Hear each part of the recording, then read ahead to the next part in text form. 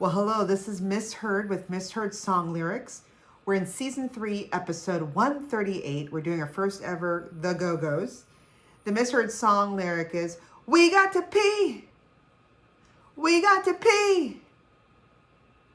And the correct lyrics is, "We got the beat! We got the beat!" Sounds pretty close, I have to say. So We Got the Beat is a song by American rock band The Go-Go's, written by the group's lead guitarist and keyboardist, Charlotte Caffey. And this is the band's first recorded song back in 1980 for a single on a UK-based recording group called Stiff Records, and later recorded it for their debut album called Beauty and the Beat on IRS Records. This initial single release brought the Go-Go's underground credibility during their first UK tour in the band's hometown in Los Angeles. And I just found out recently they were started out as a punk band. I did not know that, so more into that in a bit. But this first version reached number 35 in the US Hot Dance Club Play chart due to its popularity in clubs, which, great beat, that's what you got the beat, right? As an import. And the second version was a top 10 hit in both the US and Canada. It's considered a new wave classic hit, as well as being the Go-Go's signature song. So let's talk about new wave first. What is it? It's definitely a music genre, and it usually includes many pop-oriented styles from the late 1970s and the 1980s, where this song perfectly came in.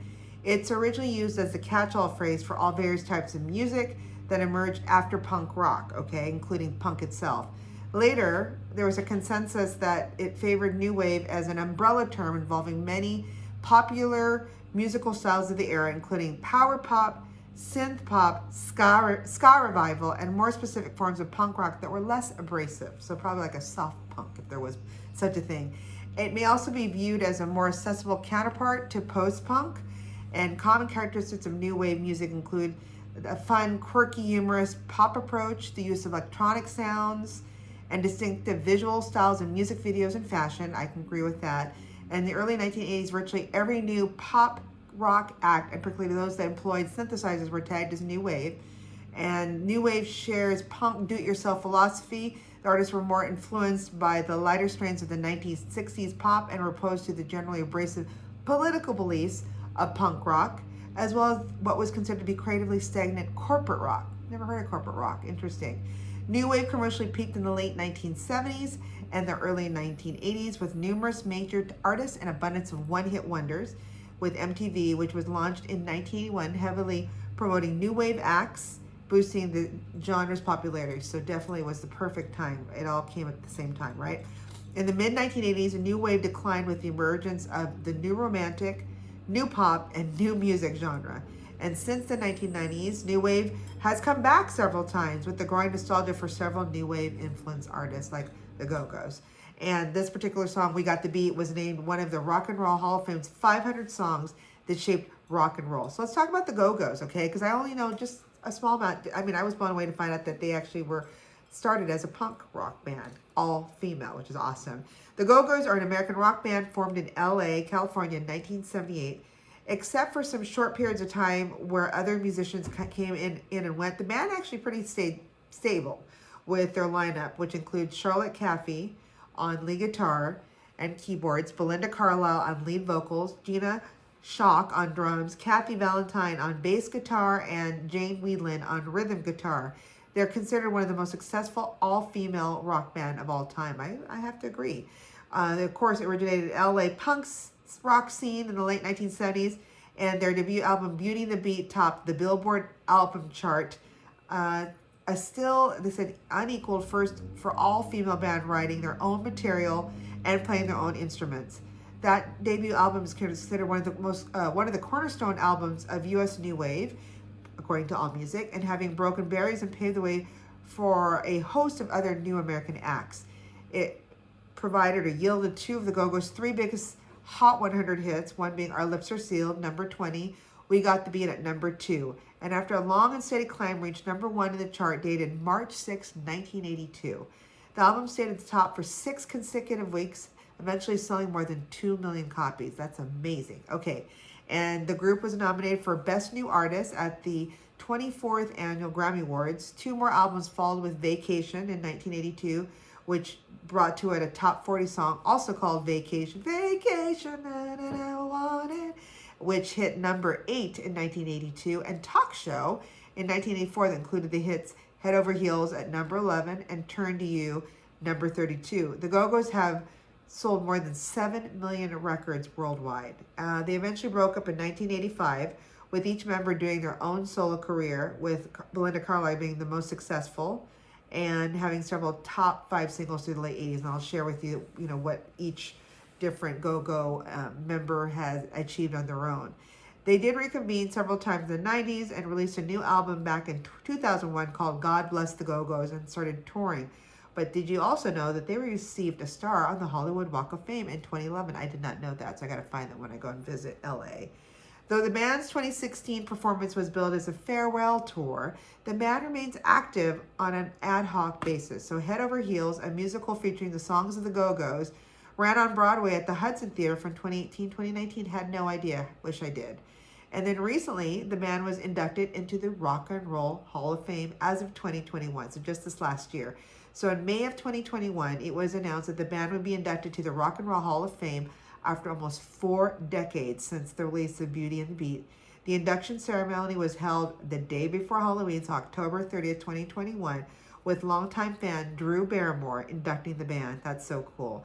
The band confirmed plans for a 2022 UK tour with Billy Idol that will start in June of 22. So I'm right now taping this in April of 22, so it's just a couple months away, so I'll be on the lookout. So how did they all do on their own? Well, let's start with the most successful, Belinda Carlisle, lead singer. She definitely did quite well. She is the most commercially successful solo artist of the band's grouping, scoring a string of mainstream pop hits, pop singles in the mid and late 80s, including the number 3 hit I'm Mad About You, co-written by Paula Jean Brown, and Heaven is a Place on Earth. Heaven is a Place on Earth at number 1 hit in the U.S. and the UK elsewhere, which became her signature song. Ooh, baby, know what I want. So Heaven is a Place on Earth. She followed Heaven is a Place on Earth with I Get Weak, which peaked at number 2 in the UK, US, and also in the UK and Europe. Carlisle even became more successful, continuing to score top 10 hits through the mid-1990s. She racked up 19 top 40 hits in the UK between 87 and 97. Wow, that 10-year span. And then in August of 2001, Carlisle actually appeared in a nude layout, including a cover photo in that month's issue of Playboy magazine. You go, Belinda Carlisle. And then in 2007, she released a French-language album titled Voila. She also appeared as a part of a regeneration tour with the Human League, A Flock of Seagulls, ABC, and Naked Eyes. That's some great groups there from the 80s. She also appeared on Dancing with the Stars on ABC back in 2009 and starred in London West End's production of the musical Hairspray. She did write a memoir called Lips Unsealed, I love it, that was published in June of 2010. And then in March of 2013, Carlisle released her first U.S. single in 17 years titled Sun. Carlisle's 8th studio album, a selection of Gurmukhi chants titled Wilder Shores, was released in September 2017. So let's now move on to the second probably successful group member, which is Jane Wiedlin. And I know Jane Wiedlin because I would see her work here and throughout. She released several solo albums, including Fur, which featured a successful single, Rush Hour. She also took some acting roles in some movies, so be on the lookout. She's in Bill and Ted's Excellent Adventure, Clue, and Star Trek IV, The Voyage Home, as well as doing cartoon voiceovers and a 2005 appearance on the VH1 show Surreal. She loves Star Trek. You'll see why in a minute. And in 1995, Wiedlin formed a band called Frosted, so it's spelled F-R-O, and then the S-T is in caps, and then lowercase ed, and the S-T pays homage to her love for Star Trek, which released an album called Cold before disbanding in 1998. And then in 2000, Wiedlin started her own label called Painful Discs to release her solo album, Kiss Proof World. All right, let's keep going. So Charlotte Caffey worked as a songwriter and session musician for Carlisle, and in 1998 she formed a band called The Graces that released the album Perfect View. After The Graces disbanded, she briefly formed a group called Astrid's Mother, and then a gal named Anna Warnker and Kathy co-wrote Ordinary Girl, the theme song to the television series Clueless, which ran for 61 episodes in 1996 and 1999. Had no idea.